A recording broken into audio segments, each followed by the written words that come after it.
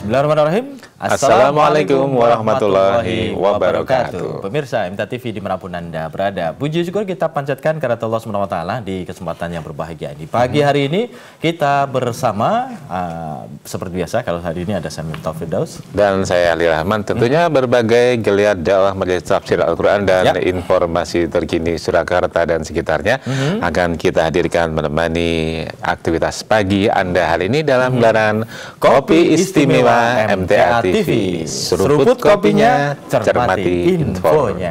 Ya. Jadi sudah banyak informasi yang kami sediakan untuk Anda semuanya di pagi hari ini, karena jam 10 pagi. Yang pertama ini adalah berkaitan dengan kantor urusan agama. Nah, ini tentang wakaf mewakafkan. Nah, jadi KUA Depok ya, Kabupaten Sleman, Daerah Istimewa Yogyakarta ini menggelar pertemuan untuk para nadir. Nadir itu apa itu? Para nadir itu adalah orang atau badan hukum pemegang amanat untuk memelihara dan mengurus harta wakaf. Harta wakaf gitu ya. Jadi yang mengurusi tentang harta wakaf dan untuk mempermudah bagaimana mengurusinya dan lain sebagainya begitu ya. Jadi diadakan pertemuan oleh KUA Depok ya, Kabupaten Sleman, Daerah Istimewa Yogyakarta. Jadi ada pendapat Pak Sayuti SAG ini adalah Ketua Dewan Masjid Kapanewon Depok, ini menyampaikan melalui kegiatan ini pihaknya mendapatkan wawasan baru dalam menangani wakaf ya, khususnya pada percepatan akte wakaf. Jadi untuk mengurusi akte wakaf supaya cepat keluar, bagaimana syarat-syaratnya apa. Nah, ini untuk lebih mempercepat dan lebih mempermudah, makanya diadakan pertemuan ini. Selengkapnya ini rekan Ali kami hadirkan, kami bacakan informasi untuk Anda semuanya. Pemirsa, memberikan wadah untuk para wakaf dalam menyelesaikan permasalahan di lapangan. Kantor Urusan Agama KUA Depok Sleman Yogyakarta kembali menggelar pertemuan Lembaga Keagamaan untuk Wakaf atau Temulawak. KUA Depok Kabupaten Sleman Daerah Istimewa Yogyakarta menggelar pertemuan untuk para nazir, yaitu orang atau badan hukum pemegang amanat untuk memelihara dan mengurus harta wakaf. Menurut Kepala KUA Depok, kegiatan ini sebagai wadah bagi para nadir sebagai tindak lanjut penyelesaian permasalahan wakaf di lapangan. Itu banyak sekali yang harus kita tindak lanjuti begitu, kita perhatikan karena memang di lapangan itu banyak sekali persoalan-persoalan yang muncul. Sayuti SAG selaku Ketua Dewan Masjid Kapanewon Depok menyampaikan, melalui kegiatan ini pihaknya mendapatkan wawasan baru dalam menangani wakaf, khususnya pada percepatan akte wakaf. Hari ini diprioritaskan untuk percepatan akte wakaf maupun pengamanan akte wakaf ini, khususnya dalam menghadapi proyek-proyek yang bersifat umum. Diharapkan melalui pertemuan ini dapat mengurai permasalahan wakaf dan mendorong lembaga wakaf untuk produktif serta memberikan manfaat bagi masyarakat secara luas. Kontributor Sleman Daerah Istimewa Yogyakarta, Trianto, MTA TV. Jadi itu pertemuan disingkat dengan Temulawak. Ini asik ya, Temulawak. Jadi untuk mempermudah bagaimana pertemuan herbal itu ya. Rekan Miftah, ngomong-ngomong, apakah suka dengan bulu tangkis? Bulu tangkis suka. Ini ada, sering, tapi libur lama ini. Ada tips biar nyemesnya bisa strike ya, kuat sekali gitu. Gimana? Itu seringlah berdonor darah. Oh gitu ya. Jadi nanti kalau sudah donor darah itu, badan rasa ringan sekali, nyeblak itu mau bus gitu. Jadi sirkulasi darah menjadi lancar, kemudian aktivitas diantaranya ya, yang saya rasakan dulu waktu bulu tangkis ajaran itu ya. Pernah ya. Itu ketika terasa enak, nyaman sekali. Itu dengan donor darah gitu ya. Salah satu manfaat ya. Belum manfaat yang lain gitu. Kenapa kita ngomong donor darah? Karena ini satu hal media dakwah dari Majelis Tafsir Al-Quran ya, di bidang sosial diantaranya yaitu dengan donor darah, bakti sosial donor darah, dan kita sudah dan itu sudah menjadi istilahnya karakter ataupun dan rutinitas gitu ya, betul agenda rutin. Karena emang itu harus rutin. Ya, jadi sirkulasi ini akan terasa lebih baik terasa lebih manfaatnya lebih terasa itu kalau rutin ya. Minimal 3 bulan sekali atau bahkan sekarang sudah mulai 2 bulan sekali ada ya. Betul, kita donor darah gitu. Nah, gitu ya. Jadi untuk Anda yang belum pernah ataupun masih takut ya diinjeksi jarumnya, insya Allah nggak sakit kok. Kalau digigit semut itu masih kuat, berarti ya seperti itu kuat ya. Digigit semut paling gini loh. Gitu. Oh gitu. Ini besar ini sakit. Jadi untuk Anda yang saat ini masih mangu-mangu atau ragu-ragu Apa itu mangu-mangu ini? Ragu-ragu. Sebetulnya pengen jiwanya pengen sosial, pengen bersedekah lewat donor, tapi kok takut ya itu. Nah, silakan dibuang rasa takutnya, insya Allah manfaatnya lebih besar daripada rasa takutnya, gitu ya. Betul. Seperti yang dilakukan oleh MTA perwakilan Gresik ini, melakukan bakti sosial donor darah, dan diantaranya ada seorang pendonor pemula, pendonor awal yang awalnya sempat ragu juga, sempat ragu, donor apa enggak, takut gitu toh. Nah, ragunya karena takut mungkin ya, karena takut. Nah, ternyata donor darah itu mudah dan lancar dilakukan apabila memiliki tekad yang kuat. Yang pertama mesti tekad gitu ya. Ketika tekad takut hilang. Betul. Itu tekad ya. Bismillah, tekad kuat ya. Insya Allah. Baik, kita simak ini liputannya. Pemirsa bekerja sama dengan PMI Kota Surabaya, MTA Perwakilan Gresik, Jawa Timur menggelar donor darah putaran ke-68. Bertempat di gedung MTA Perwakilan Gresik, Jalan Arif Rahman Hakim, Kebumas, Kecamatan Gresik, Kabupaten Gresik berlangsung bakti sosial donor darah. Kegiatan ini digelar sebagai bentuk pengamalan hasil mengaji bahwa sebaik-baik manusia ialah yang bermanfaat bagi manusia lainnya, serta membantu PMI dalam memenuhi stok darah. Secara garis besar acara berlangsung dengan baik, antusiasme dari Bapak Ibu peserta sekalian juga cukup antusias, yang di mana juga acara berlangsung dengan ramai dan tertib.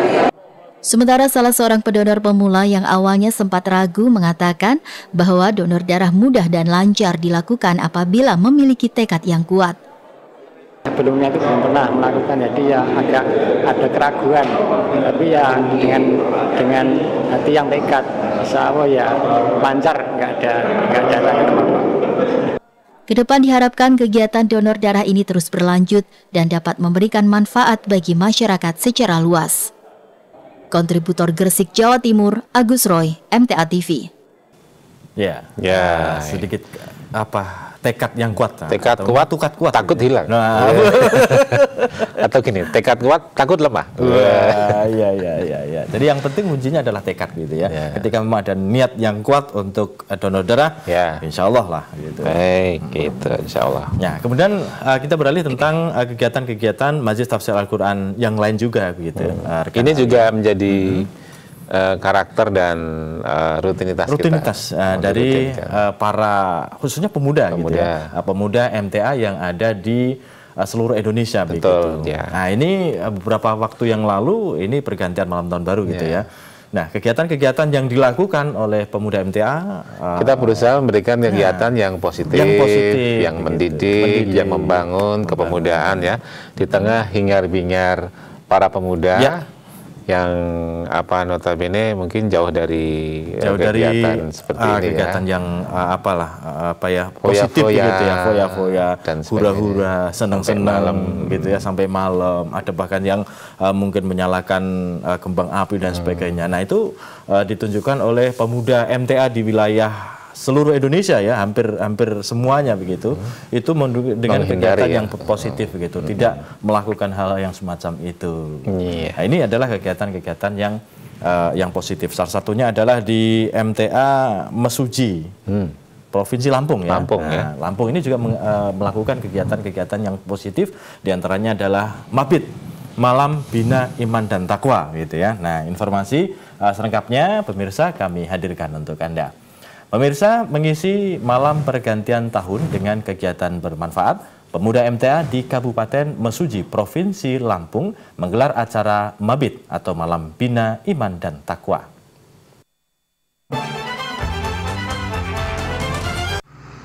Bertempat di gedung MTA Perwakilan Mesuji, Jalan Jenderal Ahmad Yani, Desa Aji Jaya, Kecamatan Simpang Pematang, Kabupaten Mesuji, Lampung, kegiatan Mabit Pemuda MTA berlangsung pada Ahad malam hingga Senin pagi.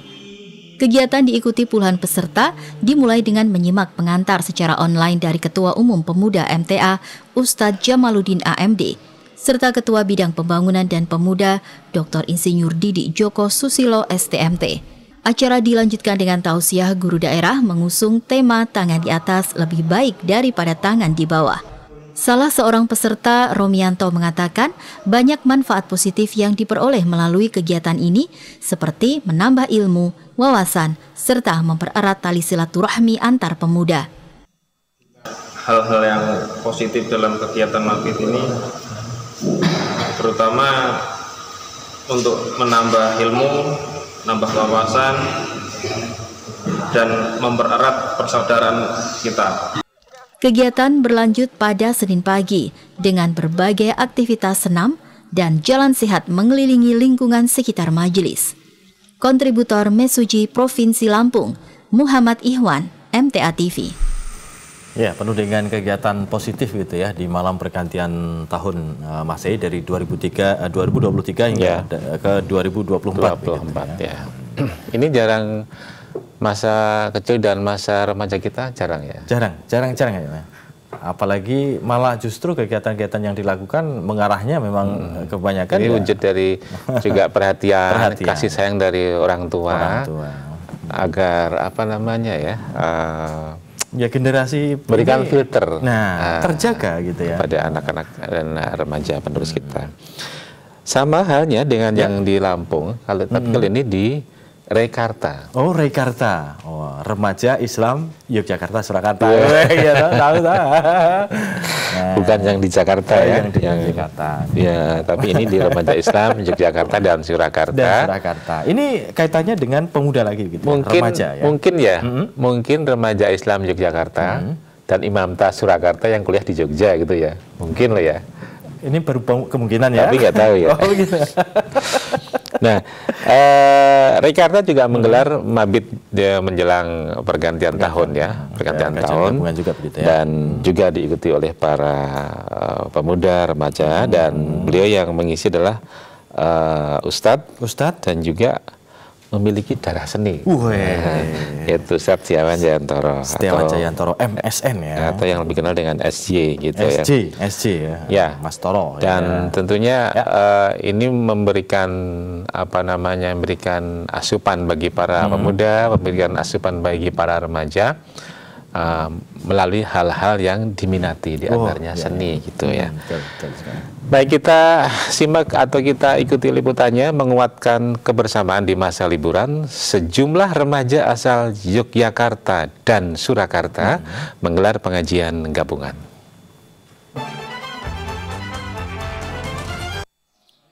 Rekarta atau singkatan dari Remaja Islam Yogyakarta dan Surakarta menggelar pengajian gabungan bertema peran pemuda masa kini dalam membangun iman dan takwa. Pengajian berlangsung di gedung MTA Cabang Kota Yogyakarta, menghadirkan pemateri dosen yang aktif berdakwah melalui bidang sosial, Ustadz Setiawan Jayantoro MSN. Dalam materinya, Ustadz Toro menyampaikan, masa muda merupakan masa penting untuk menentukan pilihan, karena pada masa tersebut, pemuda diberikan kebebasan berpikir dan mengikuti jalan baik atau buruk. Jadi tidak lemah dunianya, tetapi bisnis maupun investasi tentu semuanya diarahkan ke kita, sehingga capaian dunia adalah capaian yang terbaik untuk kehidupan yang terbaik di akhirat. Sementara Ketua Panitia Tegar Ja'far Makbul Afandi mengatakan, kegiatan ini digelar untuk menjalin silaturahim antar peserta, juga momentum mengisi waktu libur dengan kegiatan positif. Tujuan diadakannya kegiatan kali ini adalah untuk menjalin silaturahmi antar peserta, kemudian meningkatkan kebersamaan, dan tentunya adalah mengisi waktu senggang di kala liburan dengan kegiatan-kegiatan positif.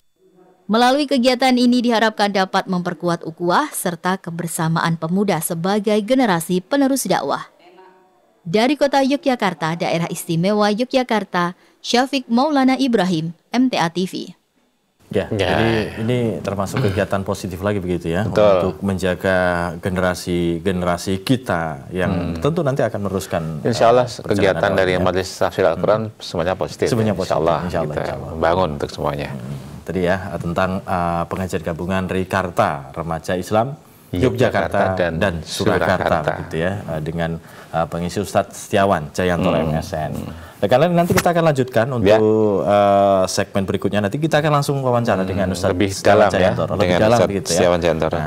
Namun kita rehat dulu, pemirsa MTA TV dimanapun Anda berada. Jangan kemana-mana, tetap di Kopi Istimewa MTA TV. Seruput kopinya, cermati infonya.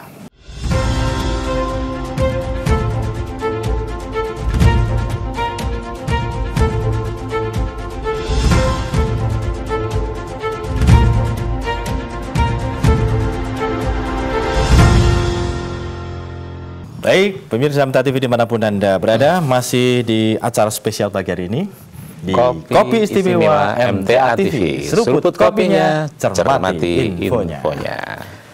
Pemirsa, tadi ada Mabit ya, kemudian bersama Ustadz Setiawan Jayantoro.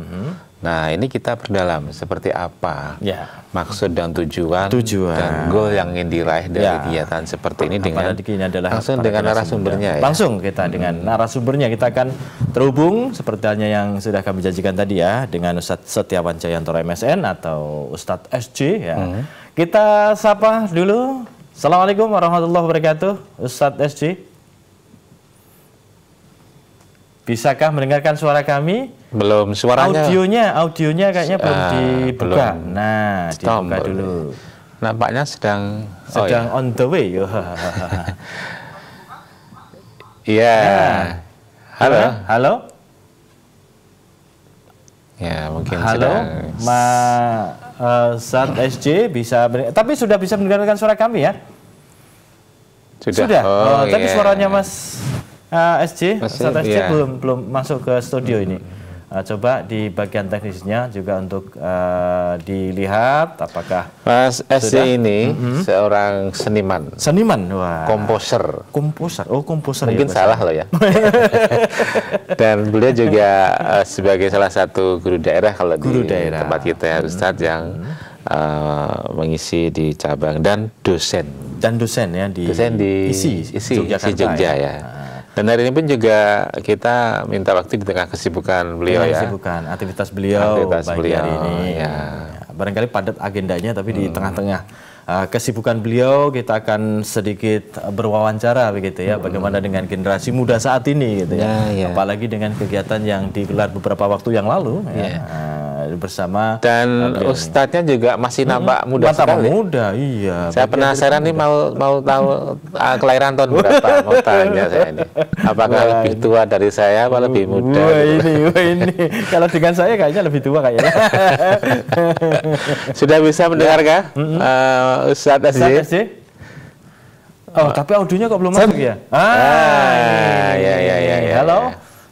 Ya, kabar baik dan sehat Ustadz SJ?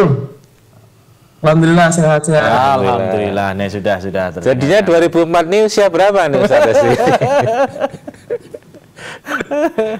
Berapa ya? Gua ini. Ya jelas 40 lebih lah. Berarti baby face ya? Iya, baby face ya. Dan pas ya, mengasuh para pemuda, remaja gitu ya. Tidak mudah loh ya menyelami kepemudaan itu. Harus tahu bagaimana stylenya anak muda, bahasa, wawasan, keseharian. Lalu kita masukkan nilai-nilai dakwah di dalamnya. Pertanyaan pertama nih Mas. Silakan. Pertanyaan pertama. Apa yang membuat yang membuat masa muda ini menjadi masa yang penting begitu ya dalam menentukan pilihan hidup seseorang, baik itu pilihan hidup kebaikan atau pilihan keburukan. Ini kan memang menjadi pilihan gitu masa remaja ini. Bagaimana pentingnya ini Ustadz?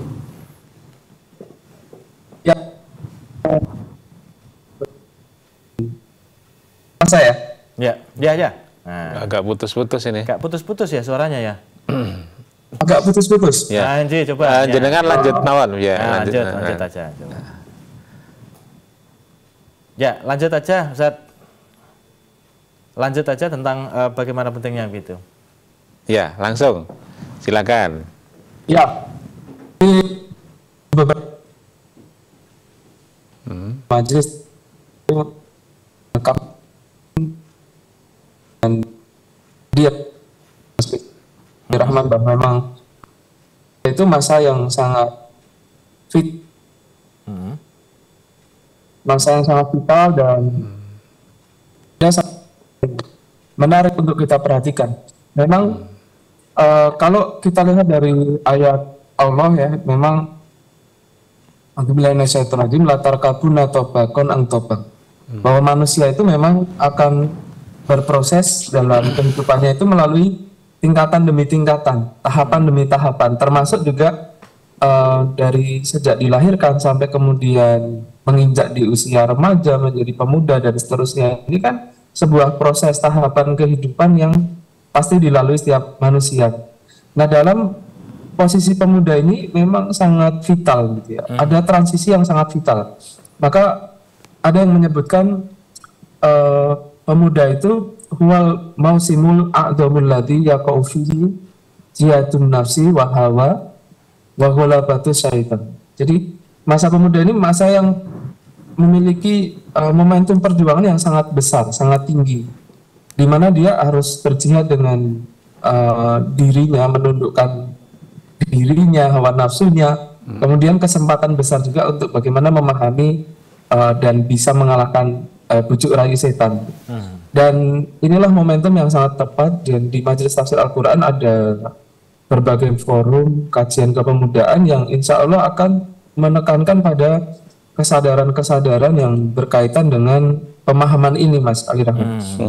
Sehingga bagaimana masa pemuda itu jangan sampai kemudian kita termasuk orang yang rugi sekali ya, maka disebutkan juga al-khasirul azim, orang yang sangat rugi besar ketika di masa yang lagi kuat-kuatnya berpikir gitu ya, kuat-kuatnya memahami, menghafalkan sesuatu gitu ya, menyadari sesuatu, meyakini, itu kemudian kita memiliki pemahaman yang salah, kesadaran yang maaf mungkin tersesat begitu ya. Nah, ini momentumnya ada di pemuda. Ada saat-saat yang sangat cemerlang ya, ini ada di pemuda ini. Maka kita bersyukur di Majelis Tafsir Al-Quran memiliki wadah pemuda yang tentunya diharapkan bisa membangkitkan kesadaran. Jadi itu yang kami sampaikan, Mas Ifta, Mas Ali, dalam kesempatan kajian-kajian kepemudaan di Majelis Tafsir Al-Quran. Bagaimana Mas Toro memastikan pada pemuda bahwa pilihan yang diambil saat masih muda ini sejalan dengan prinsip dan nilai-nilai Islam yang benar ini, Mas Toro? Mas SJ. Jadi supaya tetap dalam pilihan yang benar, tentu tindak lanjutnya adalah interaksi kita dengan Al-Quran. Interaksi kita dengan Al-Quran juga harus diprakatkan. Yang menjadi persoalan adalah di konteks pemuda itu, interaksi dengan Qurannya kan memang butuh pendekatan yang spesial, sehingga terkesan bukan sesuatu yang membosankan gitu ya. Nah, ini yang menjadi catatan kami juga untuk bagaimana menyentuh generasi muda kita, membangkitkan kesadarannya tadi untuk jihadun nafsinya itu kuat begitu ya. Jihad mengendalikan dirinya, mengendalikan jiwanya untuk bisa memilih jalan yang tepat, kemudian mengendalikan hawa nafsunya juga, mengalahkan setan itu bisa kuat. Nah, stimulasi itu yang kita berikan. Nah, supaya kemudian tetap yang dipilih adalah jalan yang lurus, maka kita pahamkan biasanya awal-awal yang baik adalah dengan materi, misalnya perbandingan, karena hidup manusia ini kan hanya ada dua. Misalnya kalau dalam bahasa Quran ya ada ayat yang banyak sekali kan perbandingan-perbandingan gitu. Misalnya sakiyun, sa'idun, pilih mana, bahagia atau sengsara begitu ya. Kalau pilih kebahagiaan tentu harus dirintis sejak dari awal ini, dan pemuda momentum yang tepat untuk merintis kebahagiaan yang hakiki. Lalu biasanya kami hadapkan dengan logika-logika yang menguatkan hujah, Mas Ali. Mas Vita juga bisa lihat misalnya kayak ada tidak yang bisa melawan kebenaran yang sudah ditetapkan Allah. Misalnya kullu nafsin dha'iqatul maut. Setiap yang berjiwa pasti mati. Nah, setelah mati ngapain misalnya? Coba kita diskusikan. Menurut adik-adik, menurut pemuda-pemuda ini, setelah mati Anda akan ngapain? Apakah kita tercipta secara kebetulan saja? Ini stimulasi yang sebetulnya ditanamkan dalam Quran supaya ya pemuda itu berpikirnya cerdas, kritis. Nah, sedangkan tantangan saat ini itu tantangan yang luar biasa, Mas. Jadi pemuda dihadapkan pada jebakan-jebakan material yang kemudian memiliki standar kebahagiaan itu yang tolak ukurnya sesuatu yang hanya bisa dilihat gitu ya. Padahal iman itu berbicara pada sesuatu yang tidak kasat mata. Nah, ini yang ini menarik gitu ya. Misalnya kalau kita ajak diskusi pemuda, kita langsung bisa merasakan diri kita di mana. Kita bisa melihat ini fisik, tetapi apakah cukup fisik saja kita hidup? Tentu ada sebuah nyawa gitu yang tidak terlihat tapi ada. Kemudian juga berbicara surga neraka. Di masa-masa banyak pemuda yang lebih gemar game online, maka membicarakan surga neraka itu kan kayak satu dialog kehidupan yang apa ada surga neraka. Maka materi-materi kajian seperti ini menurut kami menarik, dan dalam beberapa diskusi itu memang membangkitkan kesadaran untuk berpikir kritis. Maka ada ayat misalnya, Mas, afahsitum annama khalaqnakum abatha wa annakum ilaina la turja'un, misalnya. Apakah kita itu diciptakan secara kebetulan saja dan kita tidak dikembalikan begitu. Nah, kesadaran bahwa hidup itu sesaat, jangan sampai tersesat. Kemudian setelah kita meninggalkan dunia pasti akan memasuki kehidupan yang sesungguhnya, itu ditanamkan. Sehingga pemuda akan memilih kebahagiaan sesaat atau kebahagiaan yang hakiki. Betul. Kira-kira seperti itu. Cuman yang menjadi pertanyaan selanjutnya adalah ini adalah sebuah pilihan yang bisa dikatakan dari kebanyakan orang adalah berbeda begitu ya. Pilihan yang beda dari remaja pada umumnya begitu. Nah, ini kemudian yang menjadi tantangan yang generasi untuk memilih hal yang berbeda ini, bagaimana mengatasinya ini, Mas Esti? Memilih hal yang berbeda ya. Dalam Al-Quran diarahkan untuk meletakkan dasar kebenaran bukan pada suara terbanyak, bukan pada mayoritas cita rasa kehidupan pada umumnya. Justru indikasi keselamatan itu memang ketika kita menyadari betul bahwa pilihan standar kebaikan itu memang dilandaskan pada bukan nafsu gitu ya, tetapi wahyu gitu ya, petunjuk. Karena ini yang menjadi persoalan manusia mutakhir ya, sehingga akal itu dikedepankan dan melupakan dimensi kemanusiaannya, bahwa ada hal-hal yang tidak bisa dilampaui. Dan itulah sebetulnya menjadi misteri kehidupan yang kalau tanpa petunjuk Allah tentu kita akan juga susah menemukan. Maka memilih satu hal yang berbeda ini memang menjadi pilihan yang paling mendasar. Maka bagaimana supaya tetap kokoh dengan pemilihan yang berbeda ini, tentu kesadaran tadi, Mas, terhadap kesementaraan dunia, perbandingan apa sih misalnya. Ternyata memang benar-benar apapun yang dikumpulkan manusia itu ya layang gitu ya, tidak ada manfaatnya ketika kemudian kita tidak berpikir setelah dunia pasti ditinggalkan. Itu memang benar-benar ya namanya aja meninggal dunia, ditinggalkan semua. Kemudian apapun yang dirintis oleh manusia, mulai dari dia pemuda, karirnya dibentuk, kemudian dia punya pekerjaan yang mungkin menghasilkan finansial yang melimpah, tapi kita bisa melihat faktanya begitu. Nah, ini bisa dihadapkan contoh-contoh seperti ini pada generasi kita, Mas, supaya ketika mereka mau memilih, ternyata apapun yang kita kumpulkan itu tidak di bawah begitu ya. Maka ngapunten, sangat bodoh sekali ketika kita berjuang keras mati-matian, dirintis dari pemuda tadi sampai kemudian tua, kalau diberikan oleh Allah sampai umur tua, ternyata tidak dibawa sama sekali. Ini contoh-contoh yang bisa kita hadapkan nyata pada generasi muda kita. Lalu Al-Quran menawarkan